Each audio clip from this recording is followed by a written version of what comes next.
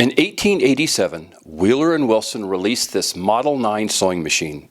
Featuring the best engineering available, its unsurpassed reliability and understated elegance represented the pinnacle of sewing machine design.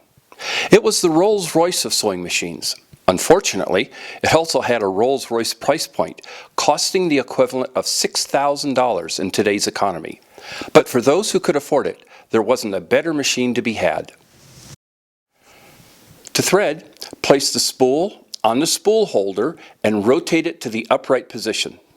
Bring the thread over and around and down this guide, once around the thread tensioner, down to the take-up arm tension spring, up through the take-up arm, and down. From the take-up arm, the thread goes through this thread guide, through a slot in a ring guide at the base of the needle bar, and then down through the needle from right to left. One of the nice things about the bobbins for the Wheeler & Wilson 9 is that they have a hole in the center, which makes getting the thread started much easier than if you just have to wrap it around a smooth shaft. To wind the bobbin, place it on the winder shaft and pull this knob on the hand crank to the right and then down. That pulls a pin out of the shaft and separates the crank from the machine. Then just crank away.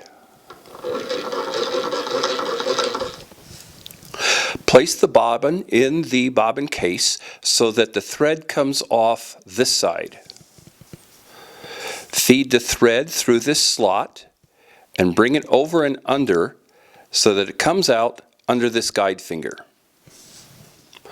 Place the bobbin with its case in the holder and snap it shut by pulling this lever to the left and rotating it closed.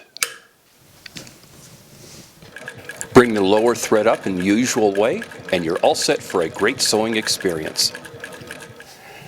Dating is a problem because there are no Wheeler & Wilson serial number records after 1876, but educated guesses can be made based on patent dates and serial numbers found online. It appears Wheeler & Wilson started their 9s with a new serial number sequence starting at 1 and ending around 270,000, at which point the D9 took over with a slightly different system, combining serial numbers with patent information and some assumptions about production rates, provided the dates listed on the chart to the left, which should only be taken as approximations. As much as I like this Wheeler & Wilson 9, I wish they had used a quieter hand crank because it's the source of over half of the machine's noise.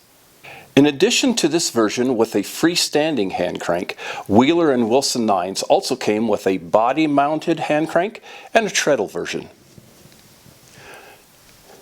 If you get one of these machines and notice there's a slight unevenness as the handle's cranked, it may be that the machine's axis of rotation doesn't line up with that of the hand crank. That's what happened to mine, and it was caused because the frame is actually 1/8 of an inch too tall.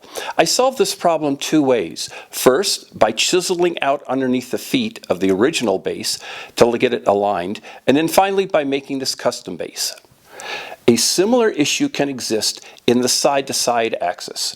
Fortunately, there's enough space between the edge of the machine's base and the inside of the wood base to shimmy the machine back and forth to get these axes aligned.